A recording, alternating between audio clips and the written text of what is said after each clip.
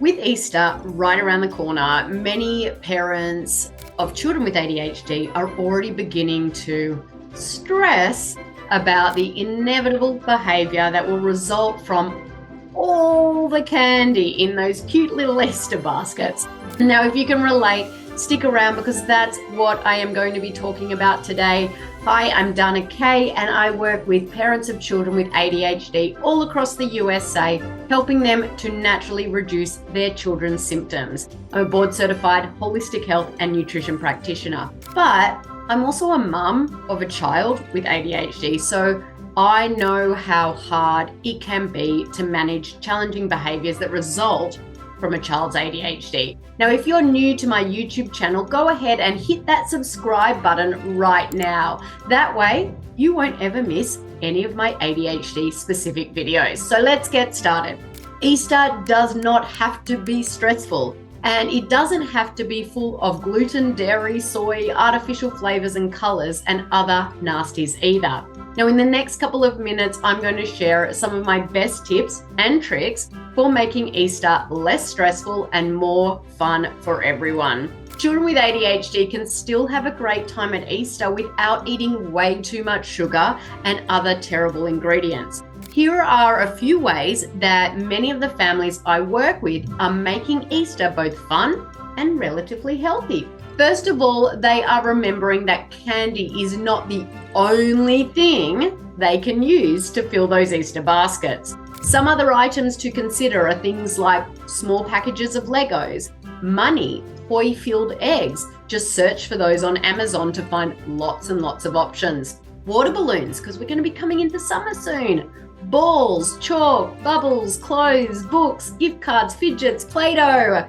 Oh, kinetic sand, dollar store toys, tattoos or stickers, fun band-aids. I could go on and on. Sunglasses, goggles, new swimsuits or pajamas, craft kits. There are so many options out there. One idea that a mum in my program recently shared is that she opens a Lego package and hides the pieces in plastic eggs.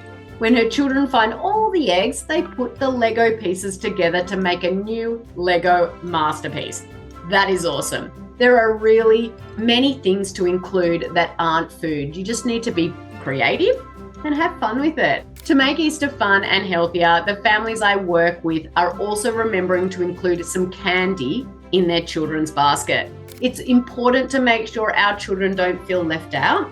I teach all of the families I work with to avoid gluten, dairy, and soy because these are the top 3 inflammatory foods, as well as artificial flavors and colors, because these things can exacerbate ADHD symptoms. By cutting out these foods and eating healthier does not mean they never get treats. These are kids. They need to still be kids and still get fun treats just like their friends are getting. But we can choose better alternatives. Now, I can already hear the questions forming. What are the better alternatives? Stick with me because that's what I'm going to share. Better alternatives are candies that avoid some of the worst ingredients out there, including things like artificial colors like red 40, blue number 1, artificial flavors, and of course, like I always say, these top inflammatory foods, gluten, dairy, and soy. Artificial colors like red 40 and blue 1 are derived from petroleum and linked to several health issues, including allergies and hyperactivity in children. Did you know that they require a warning label in Europe? And yet here, we give them to our kids freely in the USA and other countries as well. Now, artificial flavors, they're complex chemical mixtures made in a lab using various substances like, listen to this, crude oil or coal tar. And they can contain upwards of 100 ingredients, including some that are recently banned. Food companies don't have to tell us anything about these ingredients.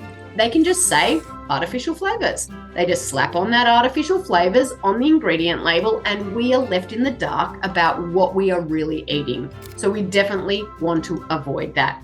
Luckily for us though, not all candy has these ingredients. And some of my absolute favorite brands are better candy like Yum Earth, Free to Be, and Enjoy Life.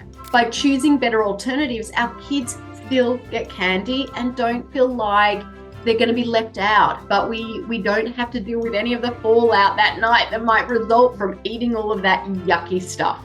Now we get the best of both worlds. Our kids are happy, and so are we. Another option is to make your own candy that isn't full of these nasty ingredients. Now, to help with this, my team actually put together a couple of homemade candy recipes that we would love to share with all of you. One of them is a homemade nut butter cup. I love this recipe so much because Reese's peanut butter cups used to be my absolute favorite candy, and this homemade recipe is very similar, but it isn't full of all the nasty ingredients. And the other one is for a candy bar that kind of tastes like a Milky Way, which again is another one of my favorites. They are both so good, so make sure and check the video description for both of these recipes. Now, another idea for Easter baskets that many families like is to make a deal with children ahead of time, letting them know that they can trade out any bad candy they receive for cash. Now, I don't know about everyone out there, but my boys love cash. So this is something they look forward to always, including at Halloween time as well. Now, they would much rather have cash than candy that disappears in seconds.